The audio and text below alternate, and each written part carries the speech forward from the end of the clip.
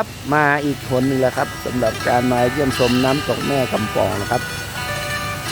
ไปกันต้องเสียค่าอัตราบริการไหมห้ามนำสัตว์น้ำตกแม่กำปองครับนี่คือทางน้ำตกแม่กำปองมี6 ชั้นนะครับ6 ชั้นน้ำตกแม่กำปองดูจากแนวนี้ขึ้นไปครับโอ้ต้นไม้ใหญ่มากเรามาตรงนี้ครับน้ำตกแม่กำปองครับชั้นน้อยครับชั้นน้อยเราก้าวขึ้นไปดูตะบนบอกนักตกแล้วครับใครนี่น้ำตกแม่กำปองครับทางขึ้นน้ำตกแม่กำปองครับชั้นที่1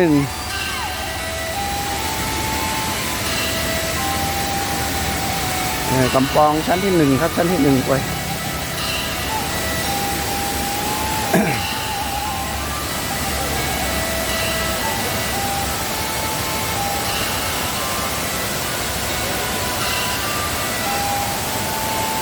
ชั้นที่1ครับน่าเล่นครับน้ำเยอะมีน้ำตกแม่กำปองชั้นที่1ครับคนก็มาลงเล่นเยอะครับชั้นที่1ครับดูครับน้ำตกแม่กำปองครับชั้นที่1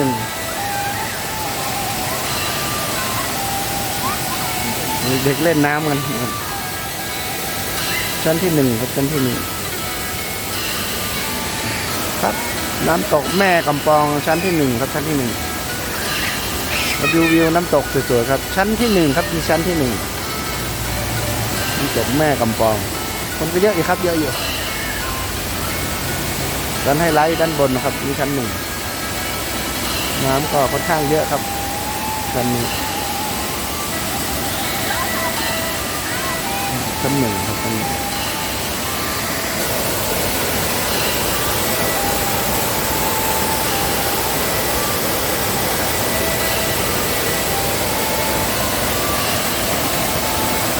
ก็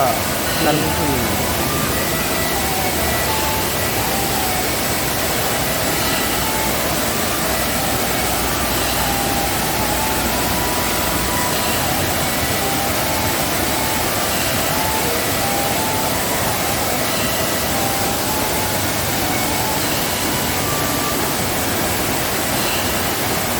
มีในส่วนของชั้นที่1ชั้นที่1มีทั้งหมด6 ชั้น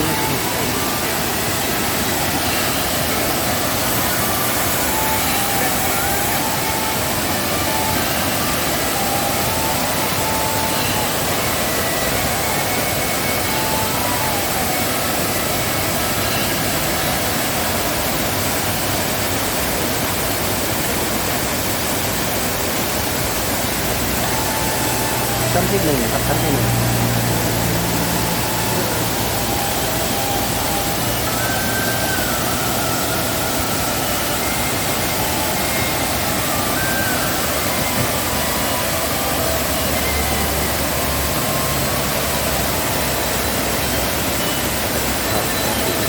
ประมาณนี้ครับชั้นที่1ครับชั้นที่1นี่ชั้นที่1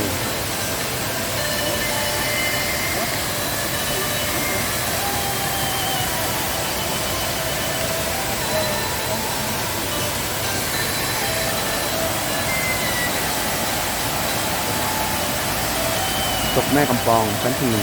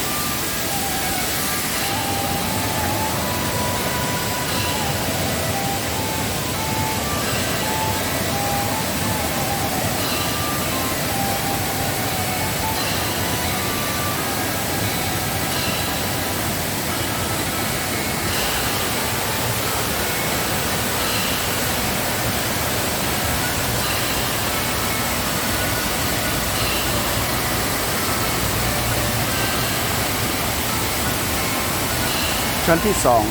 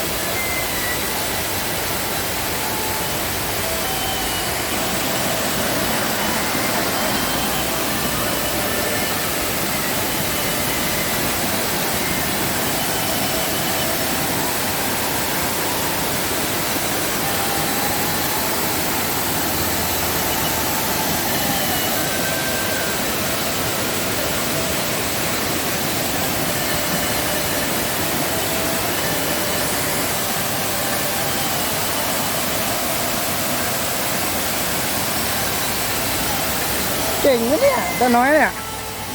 เก่งเก่งเก่งอะขึ้นไปลูกขึ้นไปก่อนลุงถ่ายคลิปก่อน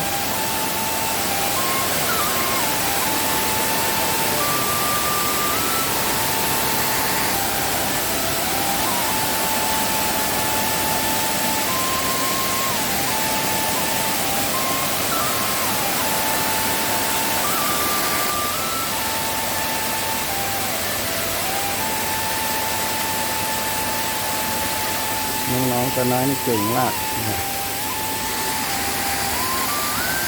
ถึงจุดนี้ต้องรอดซุ้ม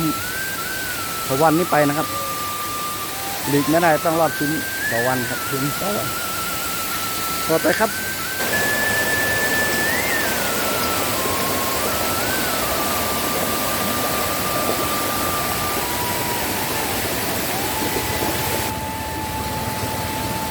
มันมีอีกชั้นชั้น7ครับไปดูกัน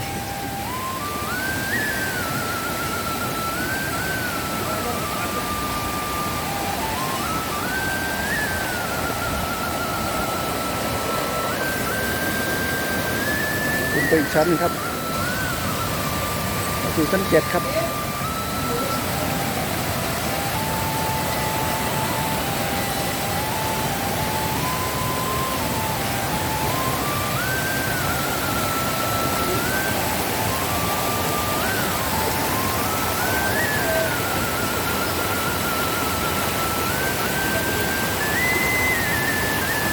ดูทางแล้วครับลงไปละ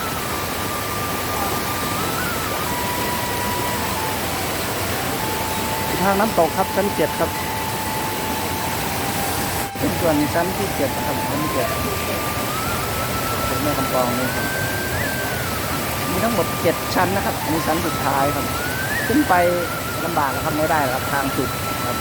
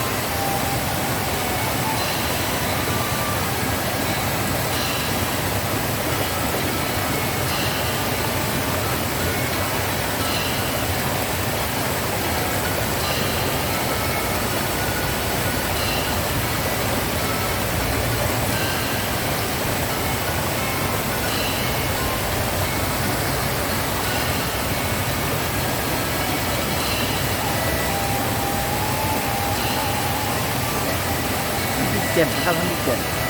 ก็เป็นรอบก็จะสุดนะครับสุดแล้วชั้นนี้ครับชั้นที่7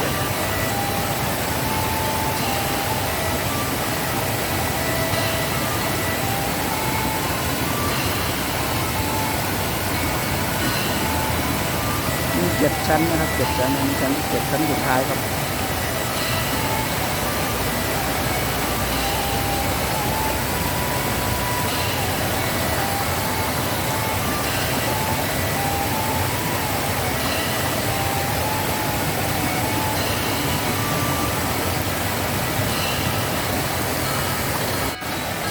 ขึ้นสู่ด้านล่างครับขึ้นสู่ด้านล่าง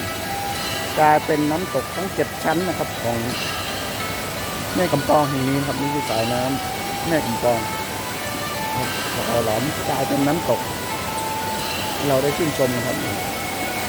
เริ่มลงสู่ชั้นที่6ครับ6ที่6ครับนี่7อยู่ด้านบนนะครับด้านบนนี่ลงชั้นที่6ครับไหลหลังลงสู่ชั้นที่6ครับชั้นที่7ตามสายน้ำไปครับ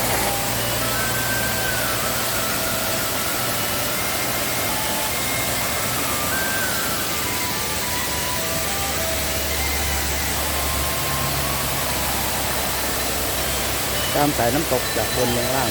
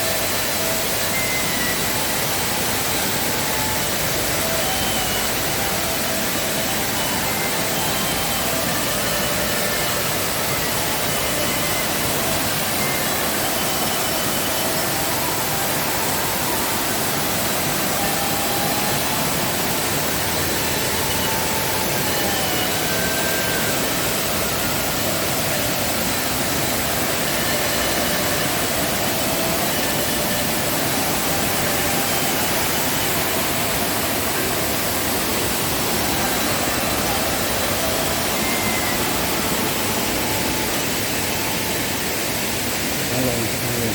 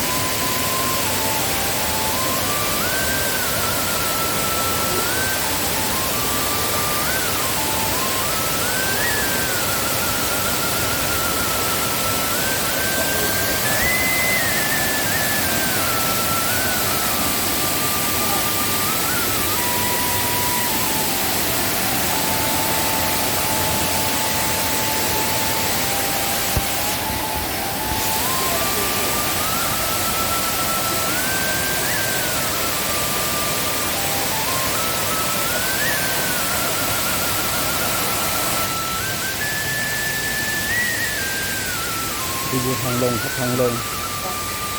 จากชั้น5ลงชั้น4แล้วครับทางลงชั้นนะครับเขาไม่ดีอย่าขึ้นมาครับ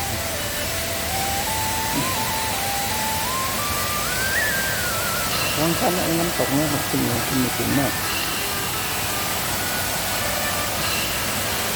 ครับ